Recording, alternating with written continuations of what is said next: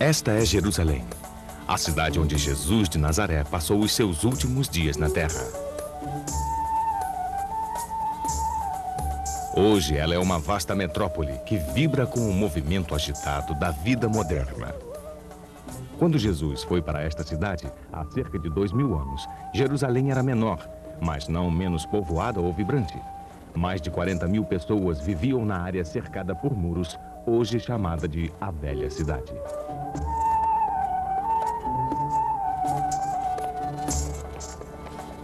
A cidade atual não é o mesmo local que Jesus conhecia, mas podemos ainda sentir a sua presença nessas ruas antigas.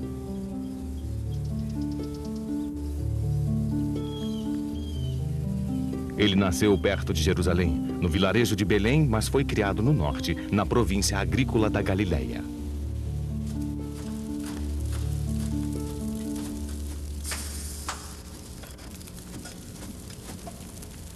Aqui tornou-se um homem, entre os artesãos, mercadores, donas de casa e fazendeiros da cidade de Nazaré. Hoje podemos ouvir os ecos do mundo que Jesus conhecia na vida cotidiana das pessoas que ainda levam uma vida semelhante aos seus vizinhos e familiares.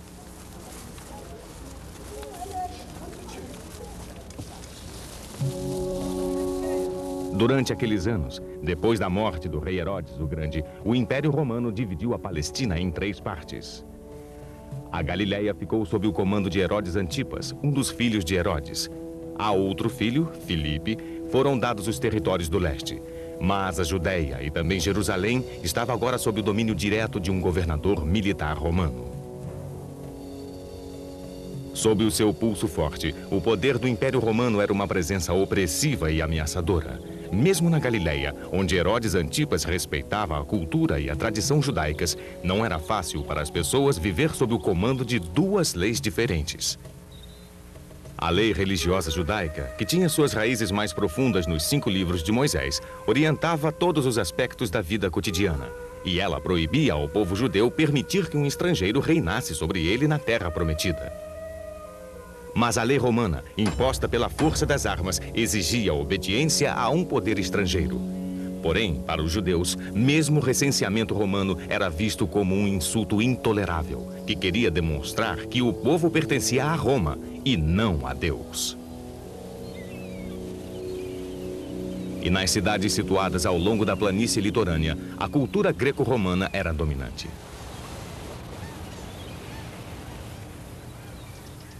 Havia arenas para jogos e combates e templos para a adoração dos deuses pagãos. Era um ultraje para os judeus, cuja primeira lei era: não tereis outros deuses além de mim.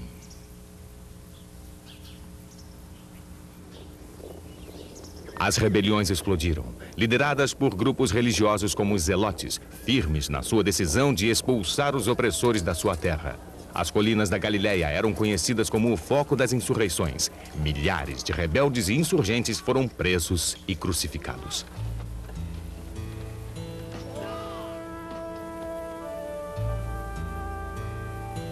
Foi neste mundo em ebulição que Jesus foi batizado por João, o Batista, e começou a pregar nas sinagogas da Galileia. Ele ensinava como os escribas e fariseus, e muito do que dizia ecoava os pensamentos destes conceituados e respeitados líderes.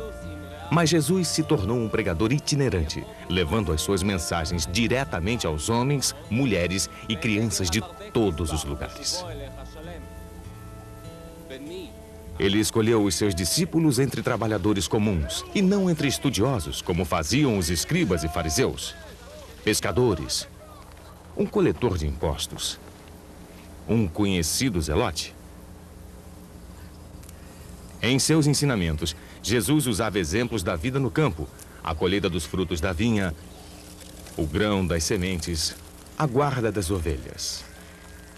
Ele falava para pessoas trabalhadoras, como os galileus que conhecera quando era criança.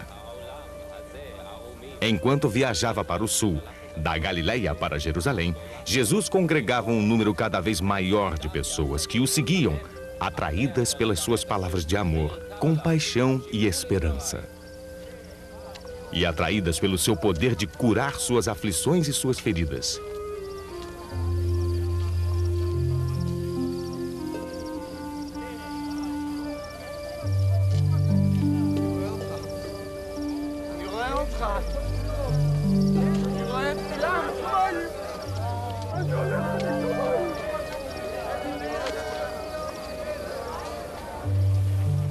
E em Betânia, perto de Jerusalém, aconteceu o maior milagre de todos.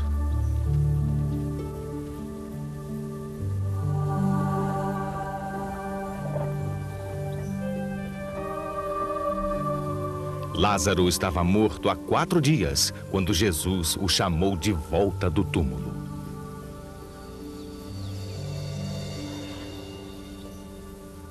Essas curas e os milagres que Jesus fez levaram muitos a acreditar que ele era o Messias há muito esperado, o enviado por Deus para libertar o povo judeu.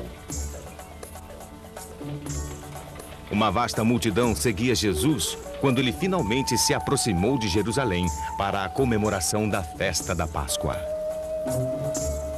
Jesus e sua época. Os últimos dias.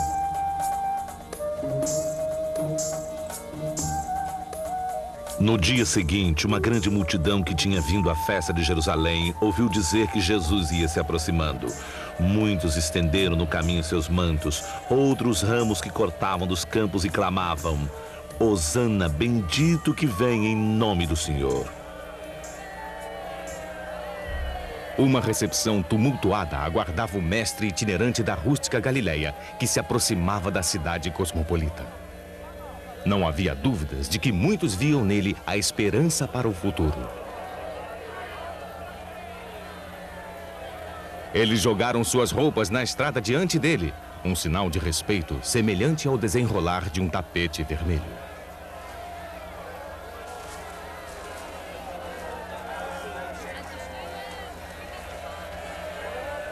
E Jesus foi até Jerusalém, como se cumprisse a profecia contida em Zacarias, capítulo 9, versículo 9, que fala sobre a entrada de um rei.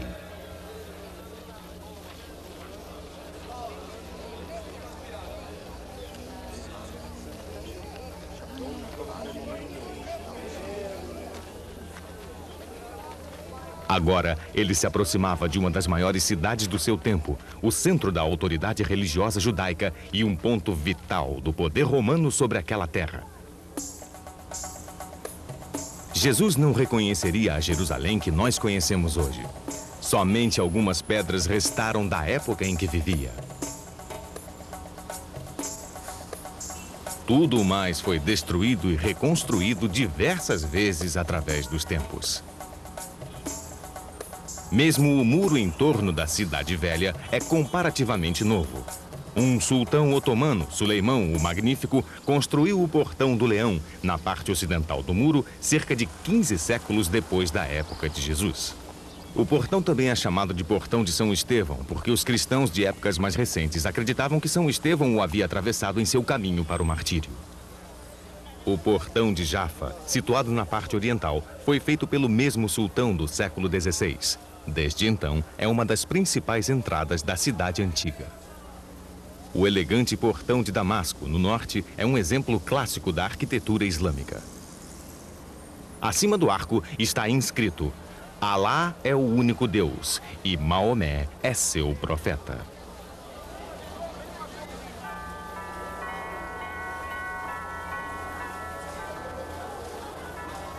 Hoje, as multidões de peregrinos atravessam os portões de Jerusalém em direção aos locais sagrados das 3 grandes religiões que reverenciam esta cidade: o judaísmo, o cristianismo e o islamismo. Os cristãos percorrem a Via Crucis, o caminho do sofrimento, que muitos acreditam ter sido a rota de Jesus em direção à sua morte no Calvário. Na verdade, os seus pés nunca tocaram estas pedras e os seus olhos nunca viram estas construções.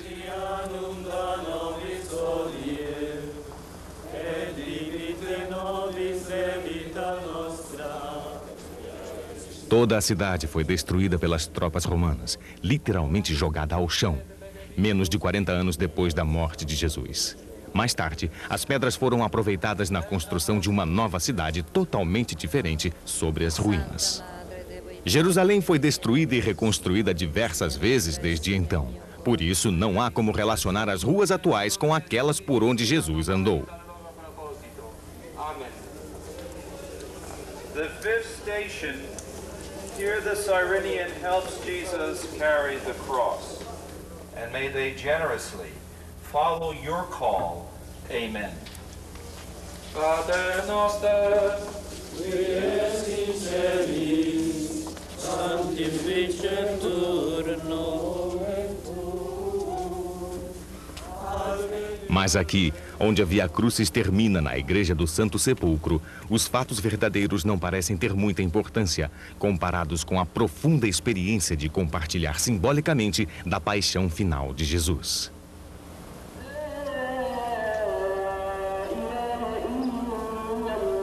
Os muçulmanos fazem os seus cultos na mesquita de Al-Aqsa, que fica perto do Domo na Rocha. O domo está localizado no local do antigo templo onde Jesus uma vez pregou e foi construído há cerca de 1.300 anos sobre a rocha de onde, acredita-se, Maomé ascendeu aos céus. Judeus reúnem-se aqui para rezar todos os Shabats, nos dias de festas e nos dias sagrados. Para eles, o Muro Oriental é o local mais sagrado de Jerusalém. Estas rochas maciças são remanescentes do muro do antigo templo. A praça onde essas pessoas estão rezando está, na verdade, cerca de 12 metros acima da rua onde Jesus deve ter caminhado.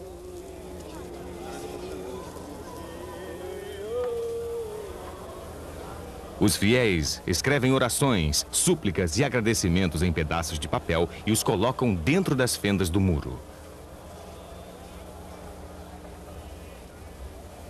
A linha escura ao longo do muro, a aproximadamente 1,5 metros acima do chão, é o resultado de milhares de pessoas ali descansarem as mãos e testas durante as orações.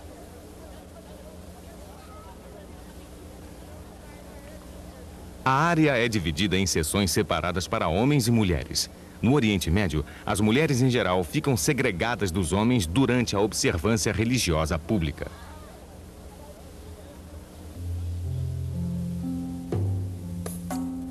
Estes degraus recentemente escavados são resquícios do templo. Este é um local na moderna Jerusalém por onde Jesus deve realmente ter caminhado. Eles são intencionalmente irregulares, alguns mais altos do que os outros, outros mais estreitos, talvez para garantir uma certa compostura na sua subida.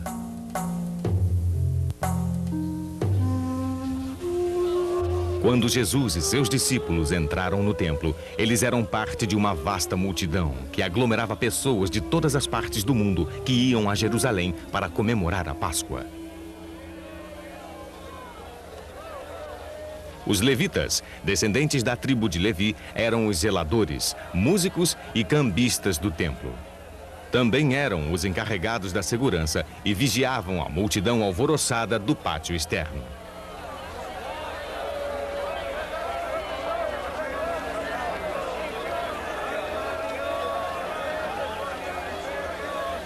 Havia um comércio intenso de animais para o sacrifício. As pessoas levavam dinheiro de todas as partes do mundo.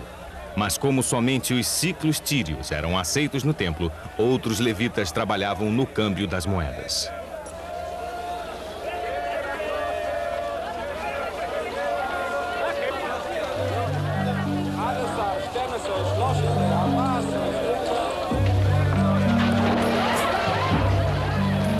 E começou a expulsar os que no templo vendiam e compravam. Derrubou as mesas dos trocadores de moedas e os bancos dos que vendiam pombas.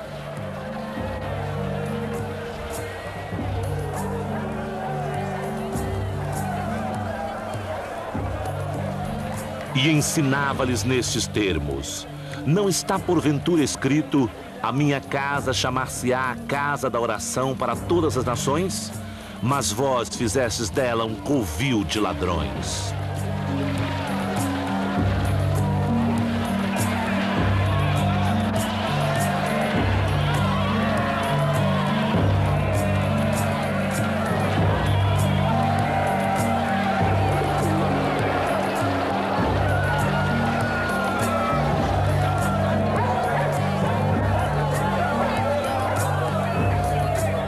Jesus tornou-se um homem marcado.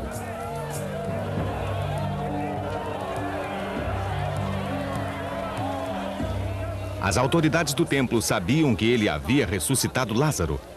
A sua entrada triunfante em Jerusalém não podia ter passado desapercebida. E agora, este ataque veemente dentro do próprio templo.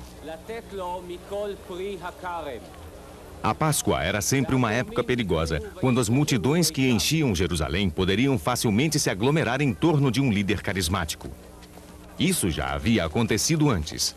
As revoltas sempre se iniciavam no templo, um ímã no coração da cidade. Construído por Herodes o Grande, o templo era uma maravilha arquitetônica da época. As pessoas viajavam de todas as partes do mundo antigo somente para admirar o seu esplendor.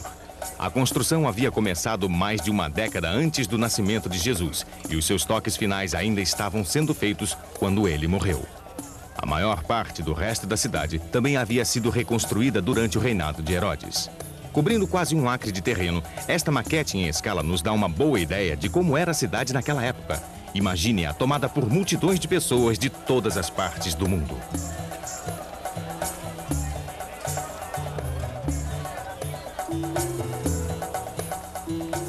Pessoas abastadas e poderosas também iam comemorar a Páscoa em Jerusalém.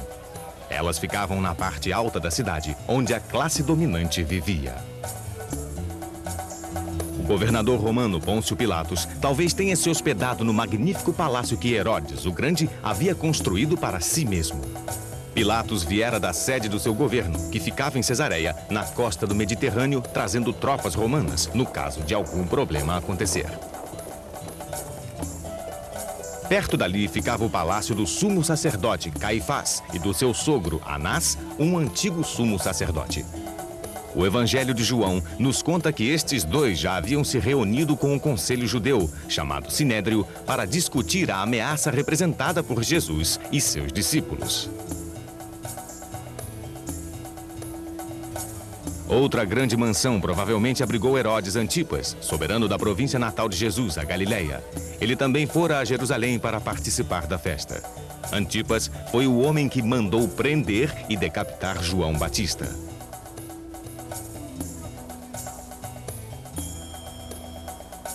O mármore branco e a placa de ouro do templo brilhavam na luz forte do sol. De qualquer lugar de Jerusalém podia-se vê-lo. Os muros de calcário da Basílica Real de Herodes se erguiam acima do lado sul do Muro de Retenção.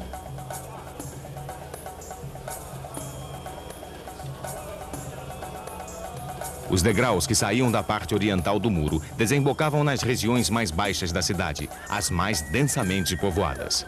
Este bairro de ruas congestionadas, habitado pela classe trabalhadora de Jerusalém, estava sempre lotado de pessoas. Para as pessoas que moravam aqui, a Semana da Páscoa era a época mais agitada do ano. A cidade, que tinha em torno de 40 mil habitantes, recebia mais de 150 mil visitantes.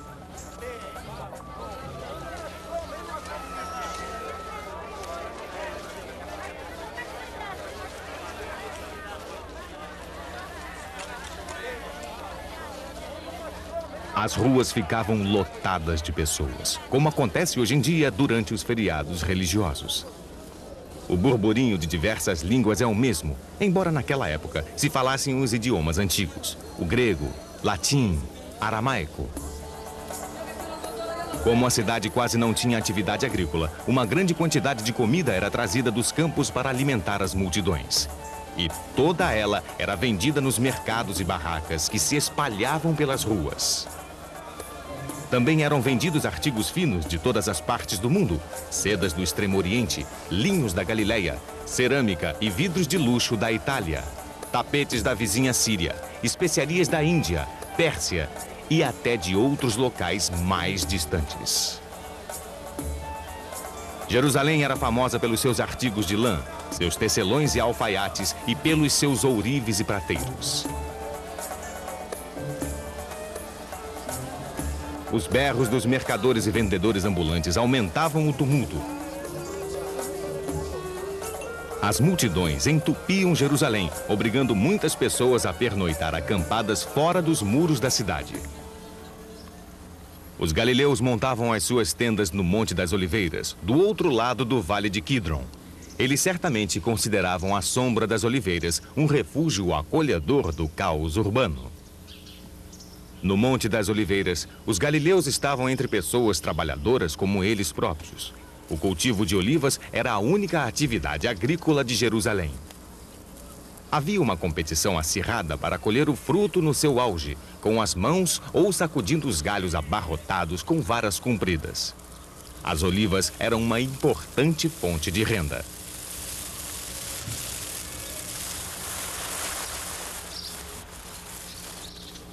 O proprietário da Getsemane, a prensa da oliva, ficava no local para garantir o máximo possível de lucro. O precioso óleo era extraído da fruta, como fazia esta antiga prensa. Cada distrito tinha a sua própria prensa de oliva. O proprietário e seus trabalhadores eram pagos pelos fornecedores de olivas através de uma percentagem do óleo extraído pelas suas prensas. Eles trabalhavam muito, colocando a fruta amassada nas malhas de rede para processar o máximo possível. Eficiência era a palavra-chave para se manter na competição com outras prensas.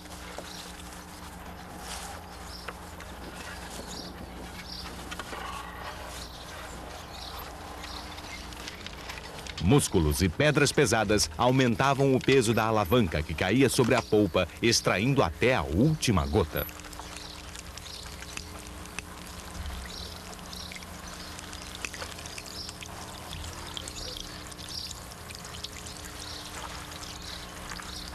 Eles armazenavam o óleo em jarras de barro que tinham o logotipo do proprietário do arvoredo de olivas. O óleo era vendido para uso culinário, como combustível para lamparinas e como ingrediente básico de remédios, pomadas e creme para a pele. Esse proprietário de prensa poderia não somente vender o seu óleo, mas também comercializar o restante da polpa para ser usado na fabricação de sabonetes ou como as sandálias de fornos.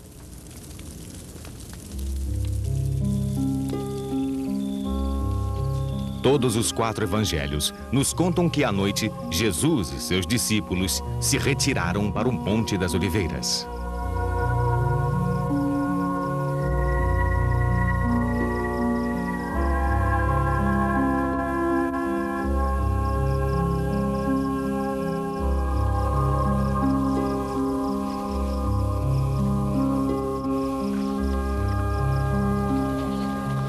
A luz do dia assistia ao apinhamento humano nos pátios do templo quando a Páscoa se aproximava.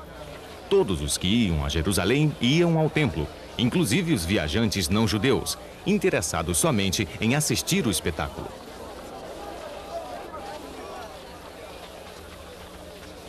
Imagine o pandemônio que se formava com os milhares de fiéis. Muitos judeus faziam a peregrinação até a cidade apenas na Páscoa. Era a única oportunidade do ano de fazer sacrifícios de penitência pessoal ou de agradecimento no templo.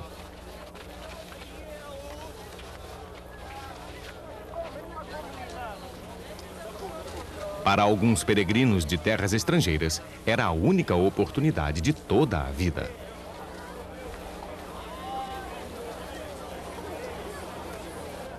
O vasto pátio do lado de fora do templo, conhecido como o Pátio dos Não-Judeus, era maior do que 10 campos de futebol e aberto a todos, judeus e não-judeus.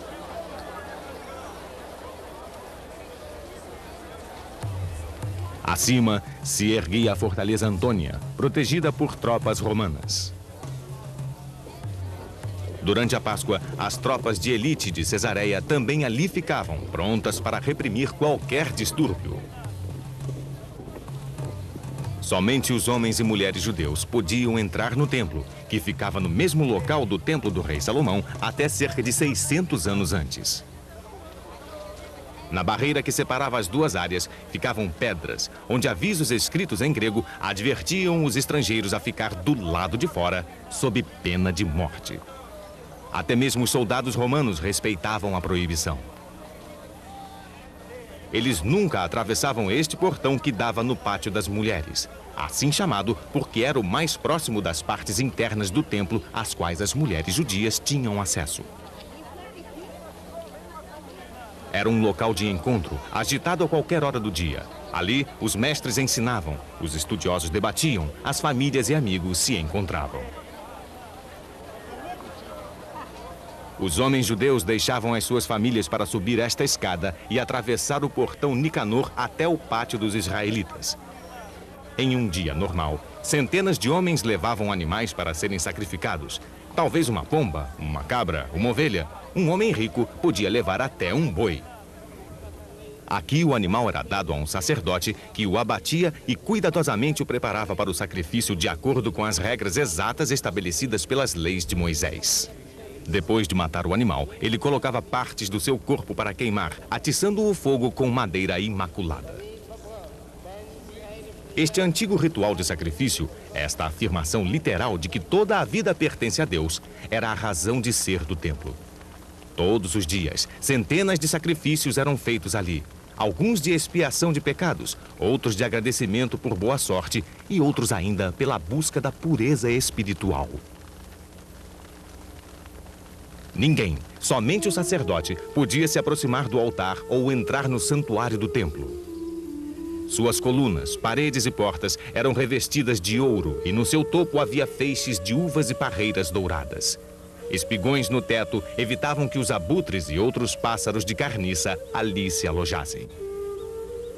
No interior ficava o altar do incenso, uma mesa com oferendas diárias de pão não fermentado e o grande candelabro de 7 braços, o menorá. A sala mais reservada, o misterioso santuário, era uma sala vazia, na qual nenhuma luz jamais brilhara. Somente o sumo sacerdote podia entrar ali, e somente uma vez por ano, no dia da expiação, para pedir perdão a Deus por todos os pecados coletivos de todo o povo judeu. No templo de Salomão ficava guardada a Arca da Aliança, que continha as tábuas da lei dadas a Moisés no Monte Sinai. A arca era protegida por um querubim alado, mas a arca e as tábuas foram perdidas quando os conquistadores babilônios destruíram o templo de Salomão. Como líderes religiosos, os sacerdotes que serviam o templo eram muito diferentes dos sacerdotes, ministros e rabinos de hoje em dia. A tarefa principal do sacerdote era executar os rituais especiais que faziam parte do sacrifício. As únicas leis religiosas por eles respeitadas eram as leis imutáveis de Moisés, estabelecidas nos 5 livros da Torá: Gênesis, Êxodo, Levítico, Números e Deuteronômio. Eles pouco pregavam ou participavam das discussões sobre as interpretações da lei, como os escribas e fariseus, desde que a Torá fora transmitida. Um sacerdote não escolhia a sua vocação, ele nascia sacerdote. Ele era sacerdote porque descendia de Arão, o irmão de Moisés, e como seu pai, também não teve escolha. Os levitas que assistiam os sacerdotes também herdavam a sua posição. Os sacerdotes e levitas mantiveram esta antiga lei através dos séculos. Devido a esta tradição imutável, o templo e Jerusalém permaneceram como um símbolo constante para os judeus de todas as partes do mundo, de que era deles a terra prometida por Deus. Na época de Jesus, havia um grupo deles, os saduceus, que se dedicava a manter inviolável a pureza da tradição do templo.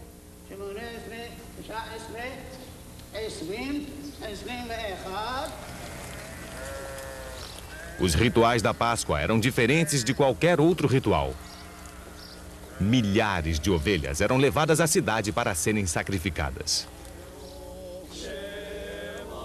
Atualmente, os sacerdotes samaritanos comemoram a Páscoa no Monte Garizim, seguindo o mesmo ritual daquela época. Era o único dia do ano em que os animais não eram sacrificados pelos sacerdotes. O sacrifício era feito pelos próprios chefes de cada família.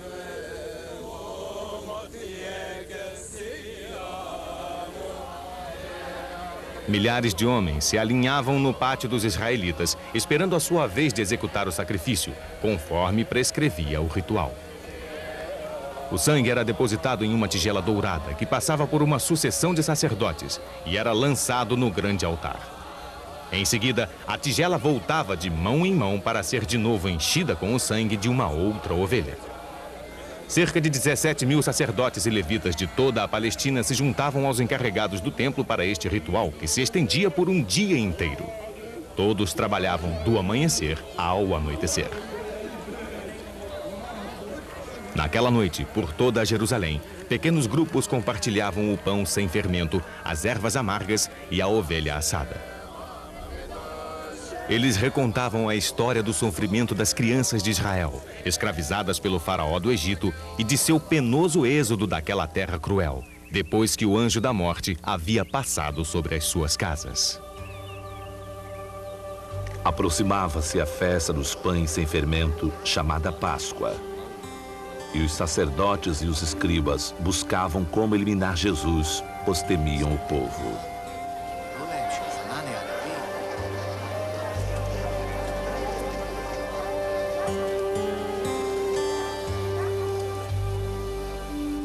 Foi nesta atmosfera extremamente tumultuada da Páscoa que Jesus fez a sua pregação no templo.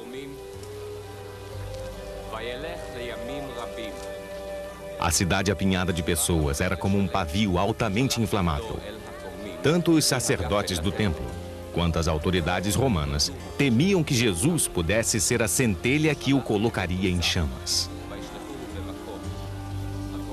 As palavras ditas por ele no templo eram diferentes das palavras singelas que usava nas pregações que dava nos vilarejos do interior.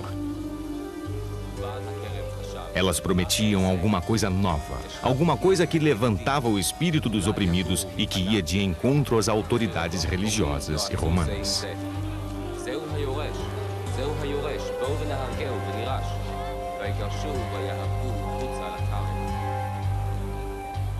Eu sou a luz ao mundo. O que me segue não caminhará nas trevas, mas terá a luz da vida. Porque não vim para julgar o mundo, mas para o salvar.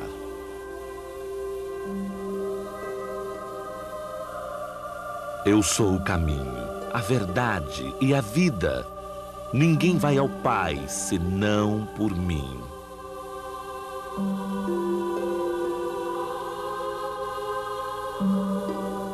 Em verdade vos digo que quem escuta a minha palavra e acredita naquele que me enviou tem a vida eterna e não está submetido ao julgamento, mas passou da morte à vida. Agora chega o momento de ser julgado este mundo. Agora o chefe deste mundo será lançado fora. Mas eu, quando for levantado da terra, atrairei todos a mim.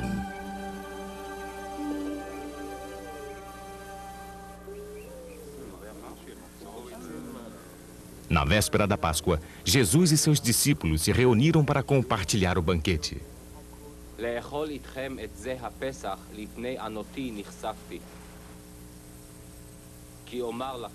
É este banquete que conhecemos como a última ceia.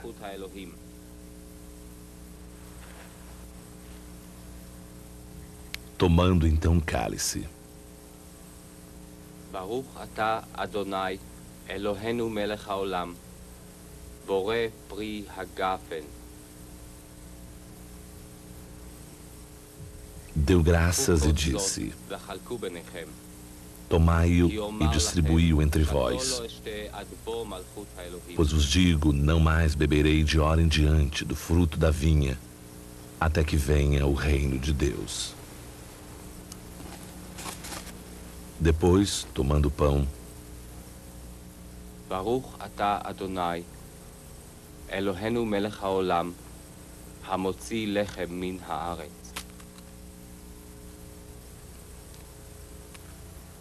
e dando graças, partiu e deu, dizendo-lhes: Este é o meu corpo, que é dado por vós. Fazei isto em memória de mim.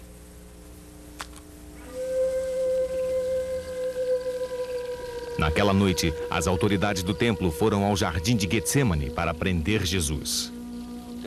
O discípulo Judas o havia traído com um beijo. Judas recebera 30 moedas de prata como pagamento, o preço de um escravo.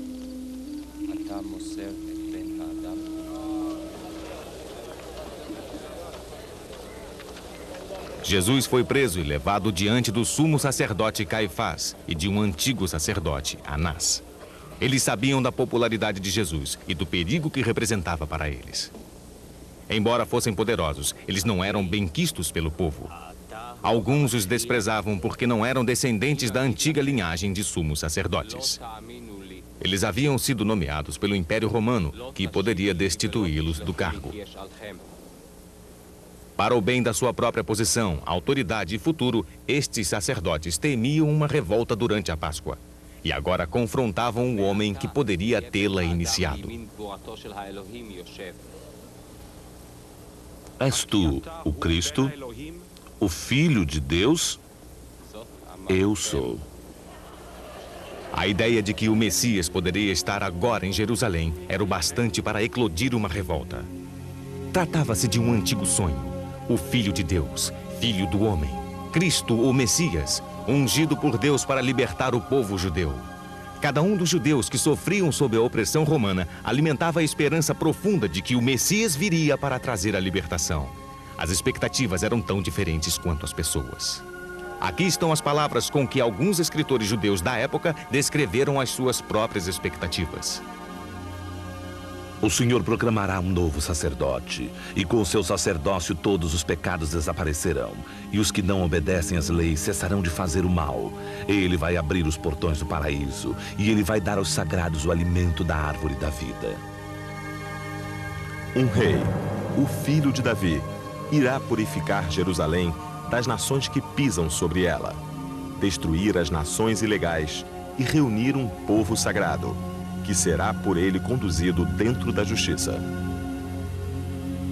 O mais alto subirá, somente o Deus eterno. Depois você, Israel, conhecerá a felicidade.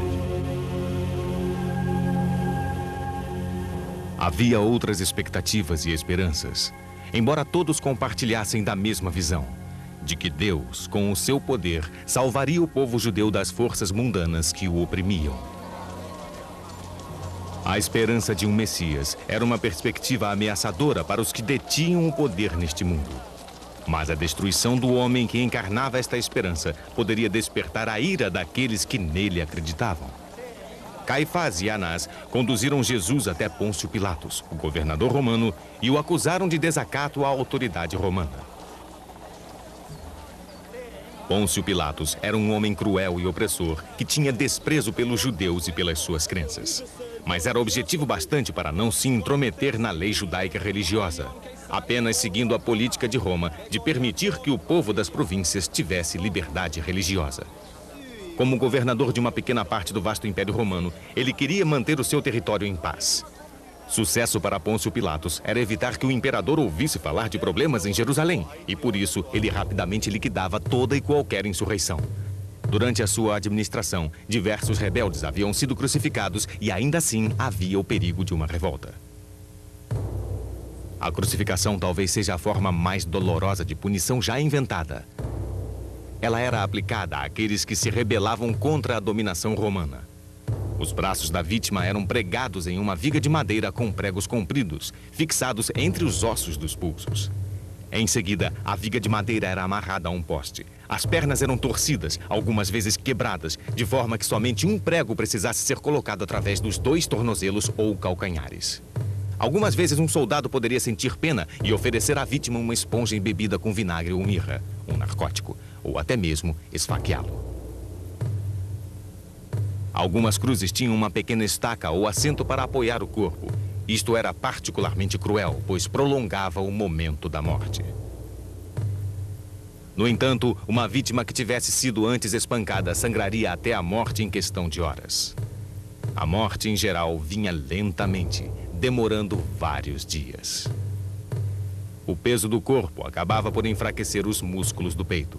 A vítima não conseguia mais respirar. A morte era por asfixia. Um cartaz com a lista de todos os crimes da vítima poderia ser preso na cruz para que todos o vissem. Ninguém sabe quantos judeus morreram desta maneira durante o domínio romano. Segundo os registros da época, foram milhares, talvez dezenas de milhares. Pôncio Pilatos não hesitava em crucificar os judeus rebeldes. Mesmo que a princípio não tenham ordenado a morte de Jesus. Talvez ele estivesse igualmente preocupado com os efeitos que a sua morte pudesse provocar nos seus seguidores.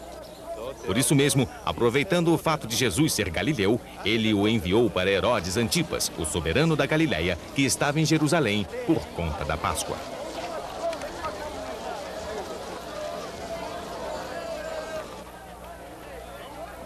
Este era o mesmo homem que uma vez tentara prender Jesus.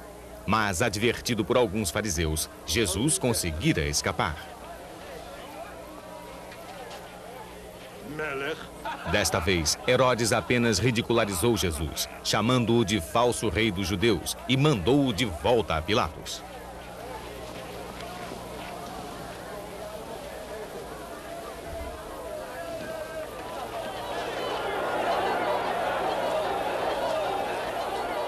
O romano hesitava em transformar Jesus em um mártir.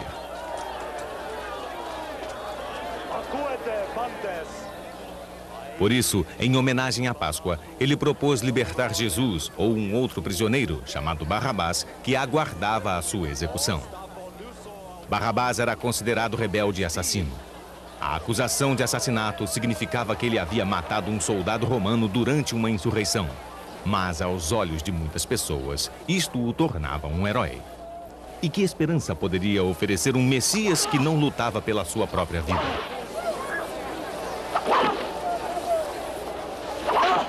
Então, as pessoas escolheram Barrabás.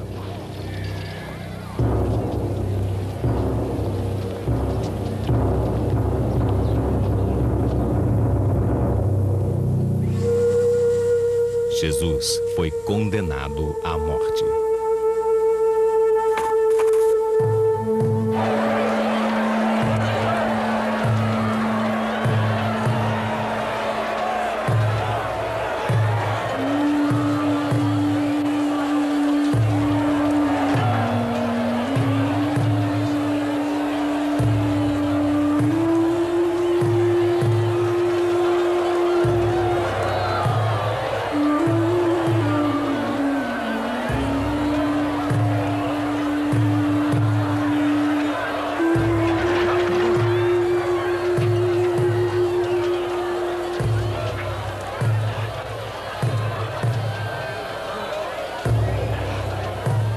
Quando o levaram, lançaram mão de certo Simão de Cirene que voltava do campo e o carregaram com a cruz para que a levasse atrás de Jesus.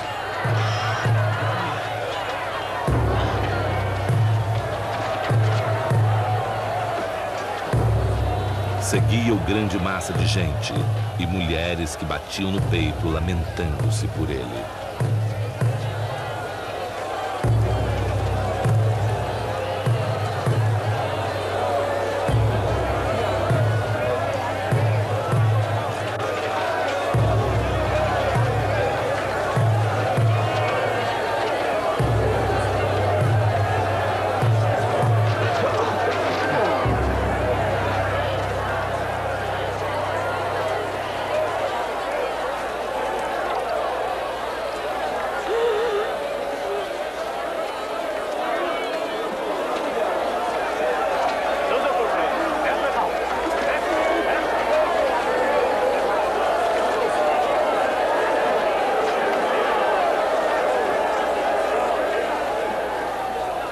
Levavam ao mesmo tempo 2 malfeitores que deviam ser executados juntamente com ele.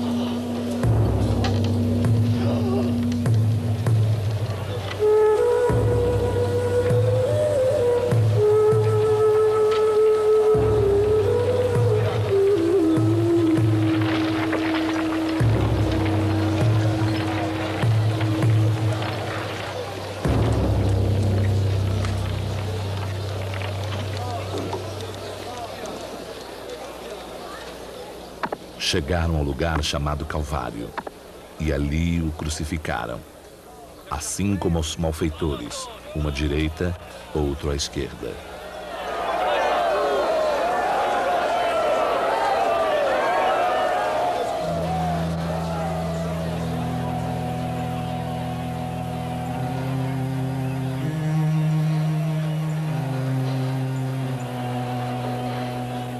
Pai, perdoa-lhes, porque não sabem o que fazem.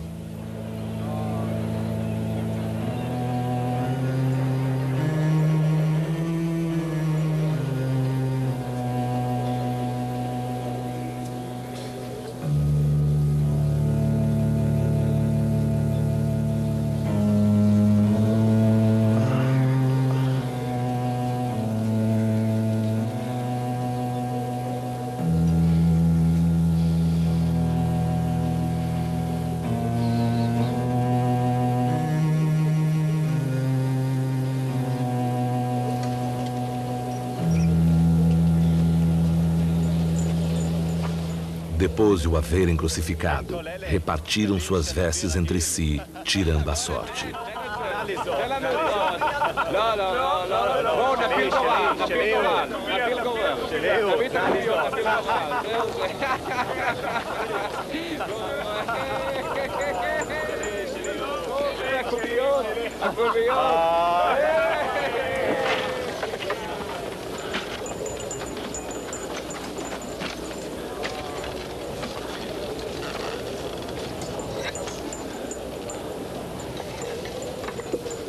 Por cima da sua cabeça puseram-lhe a causa da condenação.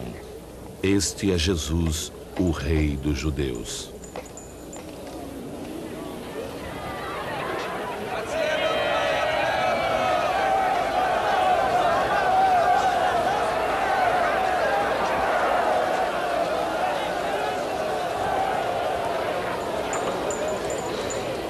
הושע נפשך, כי מלך היהודים אתה.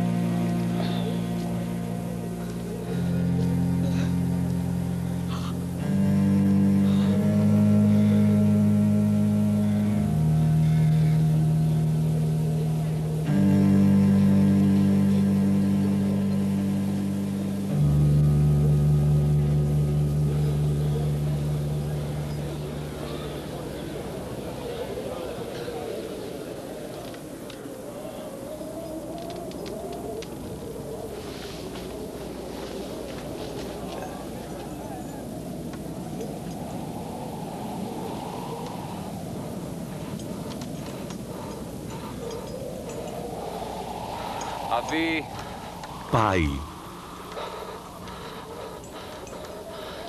nas tuas mãos entrego meu espírito.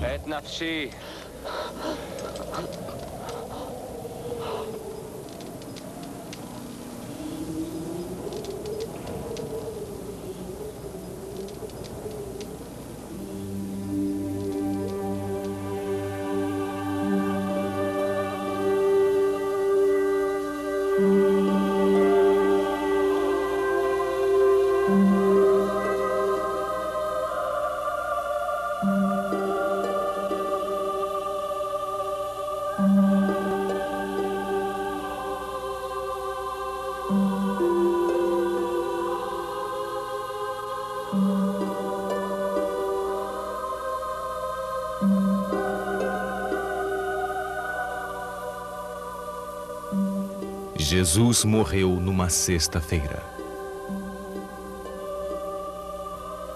Seu corpo foi enterrado antes do pôr do sol daquele mesmo dia. 3 dias depois, o seu sepulcro foi encontrado vazio. ele havia ressuscitado. Eu sou a ressurreição e a vida. Todo aquele que crê em mim, mesmo que esteja morto, viverá. E todo o que vive e crê em mim não morrerá jamais. Alguns discípulos viram-no vivo pelos 40 dias seguintes. Eles testemunharam a sua ascensão aos céus. Através de seus testemunhos, as palavras de Jesus ressoam por todo o mundo até os dias de hoje. Ide, pois, e fazei discípulos todos os povos, batizando-os em nome do Pai e do Filho e do Espírito Santo, e ensinando-os a observar tudo o que eu vos prescrevi. Eis que estou convosco todos os dias, até o fim do mundo.